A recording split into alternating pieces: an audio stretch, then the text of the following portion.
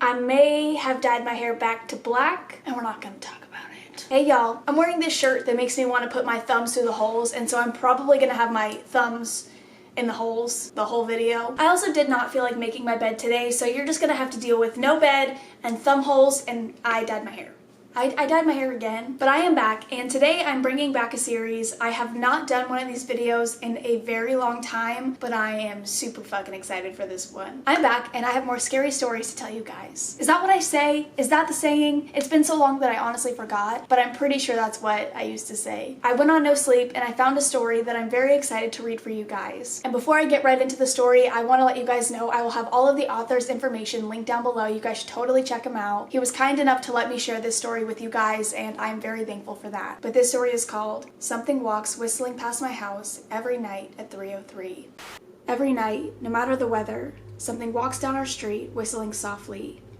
You can only hear it if you're in the living room or the kitchen when they walk by, and it always starts at exactly 3:03.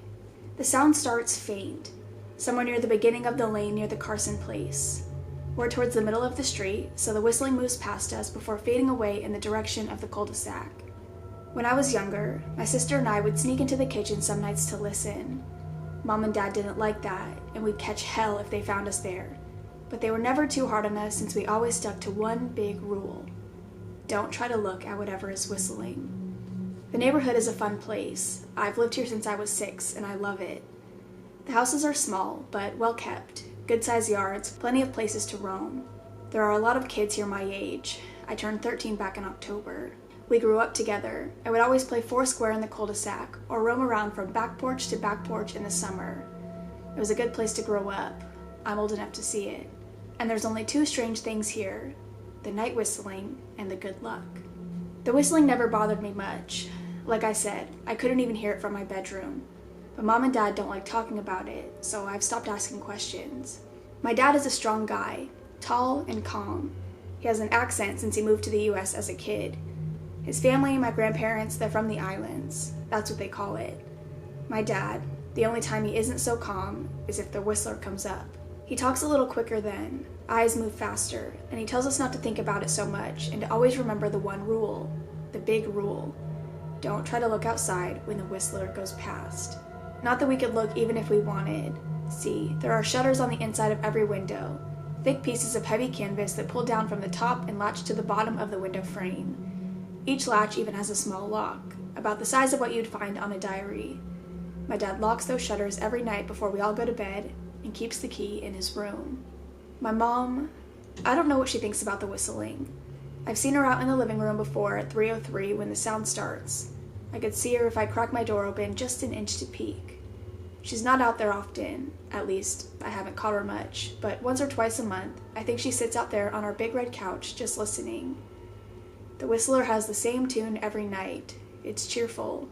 Remember how I said there are two odd things about where I live? Well, besides our night whistler, everyone in my neighborhood is really lucky. It's hard to explain, and Dad doesn't like talking about this part much either, but good things just seem to happen to people around here a lot. Usually it's small things, winning a radio contest, or getting an unexpected promotion at work, or finding some arrowheads buried in the yard. You know, the authentic kind. The weather's pretty good, and there's no crime, and everybody's gardens bloom extra bright in the fall. A million little blessings, I've heard my mom say about living here. But the main reason we stay here, why we moved here in the first place, is my sister, Nala. She was born very sick, something with her lungs. She couldn't even bring her home when she was born, only visit her in the hospital. She was so small, I remember, small even compared to other babies. A machine had to breathe for her. We moved into our house here to be closer to the hospital. As soon as we moved here, Nala started getting better. The doctors couldn't figure it out.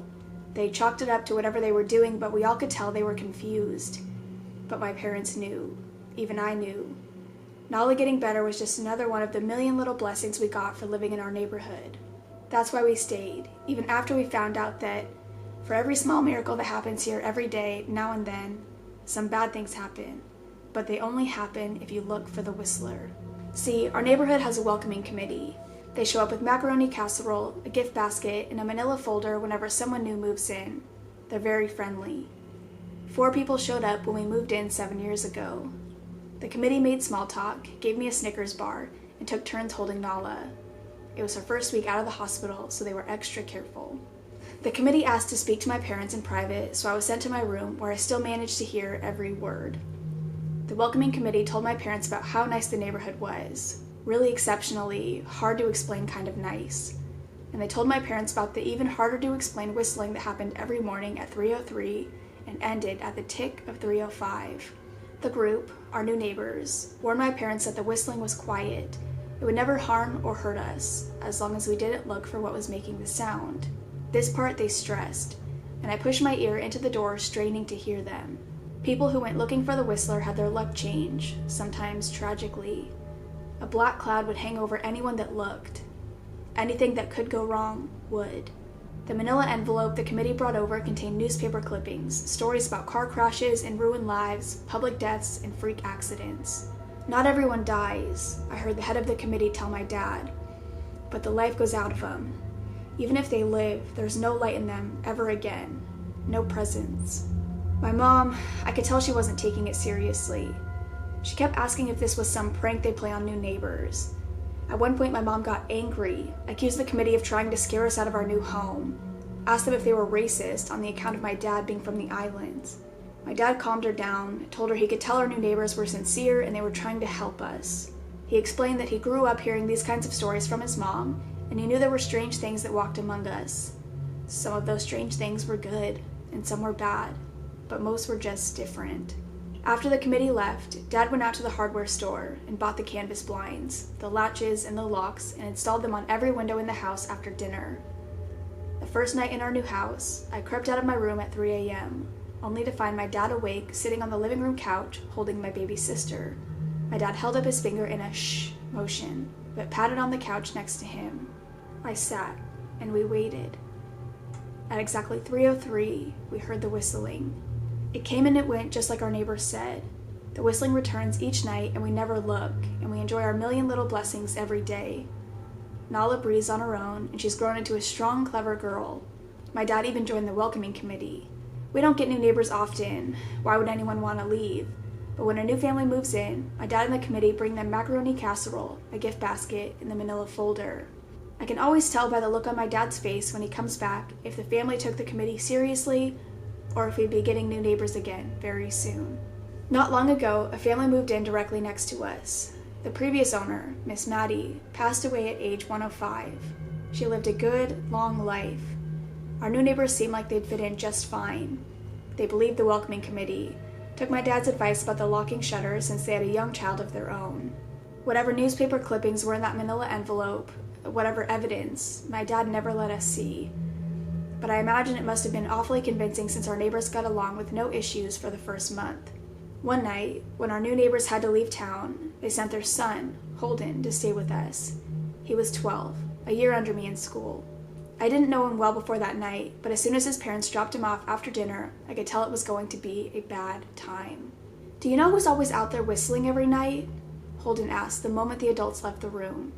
The three of us were sitting in the den, some Disney movie playing idly on the television. My sister and I exchanged a glance. "We don't talk about that," I said. "I think it's that weirdo that lives in the big yellow house on the corner," Holden said. "Mr. Tolles?" my sister asked. "No way, he's really nice." Holden shrugged. "Maybe a psycho killer then." Nala tensed. "We don't talk about it," I repeated. "Let's go in my room and play Nintendo." We spent the next few hours playing games, eating popcorn, and then watching movies. A typical sleepover, but I could see Holden was getting antsy. After my parents had wished us a good night, locked the blinds, and gone to bed, Holden stood up from his beanbag and walked over to where Nala and I were sitting on my bed. "Have you ever tried looking?" he asked. "It's nearly time." Like most sleepovers, we'd conveniently ignored any suggestion of a bedtime. I was shocked to see he was right. It was almost 3 a.m. I sighed. "We don't." "See, I can't even try to look because my dad locks the blinds every night and hides the key," he continued, ignoring me. "So does our dad," said Nala. "No," replied Holden. "No, he doesn't." "You saw him do it," I said, a little sharper than I meant to sound. Holden grinned. "Your dad locks the blinds, yeah, but he doesn't hide the key."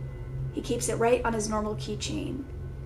So? I asked, worried I'd already knew what he would say next. Because I had noticed that my dad didn't bother hiding the key anymore after all these years. Because he knew we took it seriously. So, after your dad locked up before your parents went to bed, I went to the bathroom. And on my way, I may have peeked into their room, and I may have seen your dad's keychain on his nightstand, and I maybe went and borrowed the keys to the blinds. Nala and I stared, and his grin only grew wider. You're lying, I said. Holden shrugged. You can check if you want. Just open your parents' door and look. You'll see his keychain right there on the nightstand. Stay here, I told both of them. Don't move a muscle. I hurried over to my parents' room, but hesitated at the door. If Holden wasn't lying, my dad would be angry, beyond angry. I was scared thinking about it, but more scared of an open window with the whistler right outside. I opened the door, barely an inch, and looked in, but it was too dark to see. Taking a deep breath, I walked into the room. 2 steps into the dark, I froze. The whistling started, and I could hear it clearly, from my parents' room. I never realized, but they must have heard the sound every night since we moved into the house. They never told us. I don't think I could have slept through it. I stood there, listening to the whistling coming closer, unsure whether I should turn on a light or call out for my dad. Soft sounds from the living room brought me back to reality. Nala, I yelled, running out of my parents' room. Holden and Nala were standing near the front door next to a window. Holden wasn't lying. I could see him fumbling with the lock on one of the blinds. I heard a click. He did have the key. Holden let out a quick laugh. Nala stood next to him, hunched up, afraid but maybe curious.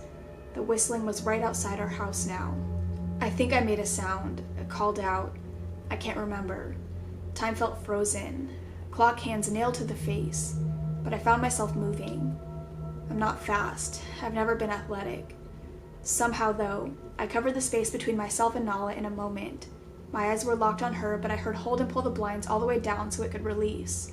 I heard the snap of it start to raise, and I heard the whistling just on the other side of the window. But I had my arms around Nala, and I turned us so she was facing away from the window. At the same time, I jammed my eyes shut. The blind whipped open. The whistling stopped. I felt Nala shaking in my arms. Don't look okay, I told her. Don't turn around. We were positioned so that she was facing back towards the hallway and I was facing the window. My eyes were still closed. I felt her nod into my shoulder. I reached out with my arm, not holding Nala, and tried to touch Holden. My hand brushed against his arm. He was shaking, worse than Nala. Holden? I asked. Silence. I reached past him and gingerly felt for the window, eyes still sealed shut. The glass was cold against my fingertips, colder than it should have been for the time of year. I moved my hand up the window, searching for the string to the blind. The glass began to get warmer the further I reached, and there was a gentle hum feeding back into my fingertips. I tried not to think about what might be on the other side of the window. Finally, I touched the string and yanked the blind shut. I opened my eyes. In the dim light leaking out from the kitchen, I could make out Holden, pale and small, staring at the now closed window. Holden? I asked again. He turned towards me, and he screamed. Everything became a flurry of motion. Light sparked to life in the hall, then the living room. My parents' footsteps thudded across the hardwood floor. I didn't turn to look back at them. My eyes were glued to Holden. He was pale. He had bit his lip so hard there was a thin red line of blood running down his cheek, and he had wet himself. What happened? My dad asked from behind me. I managed to swivel away from Holden and look back. He looked. I'd never seen my dad scared before, but I saw it that night. In that moment, an old, ugly terror stitched on his face, a parent's fear. Just Holden? He mouthed to me. I nodded yes. My dad let out a breath. He looked so relieved I nearly expected him to cheer. But then he turned to Holden and my dad's face changed. I wondered if he felt bad for feeling good that Holden was the only one that looked. There was a knock at the door. We all froze. Holden whimpered. Don't answer it, my mom said. She stood at the threshold of the hall. I'd always thought she was a skeptic and just humored my dad about the windows and the whistler, but that night we were all believers. I noticed that both my parents held baseball bats they must have taken from their bedroom. The knock came again, a little louder this time. "Please don't open the door," Holden whispered. My dad walked over to him, hugged him close. "We won't," my dad promised, still holding his bat. "Nothing is coming in here tonight." Thud, thud, thud. This time the knocking was loud enough to rattle the door. Holden screamed again, and Nala clutched her arms around my neck. My mom came over and knelt down next to us, wrapping my sister and me close. Thud, thud, thud. "Call the police," my mom whispered to my dad. The knocking instantly stopped. My dad looked over his shoulder at us. "Do you think?" He was cut off by frantic knocking that trailed off to a polite tap, tap, tap. "Police," something said from the other side of the door. The voice from outside sounded exactly like my mom, like a parrot repeating the words back to her.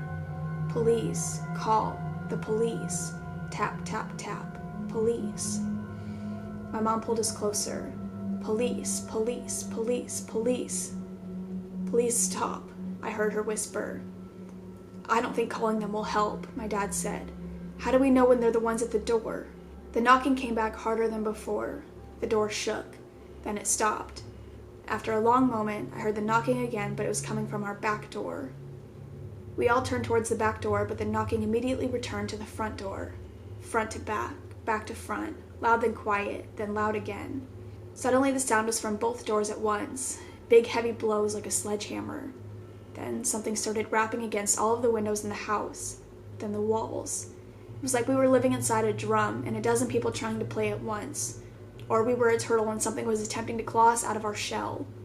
"Stop!" Holden yelled. The knocking died. "I won't tell," Holden said, staring at the door.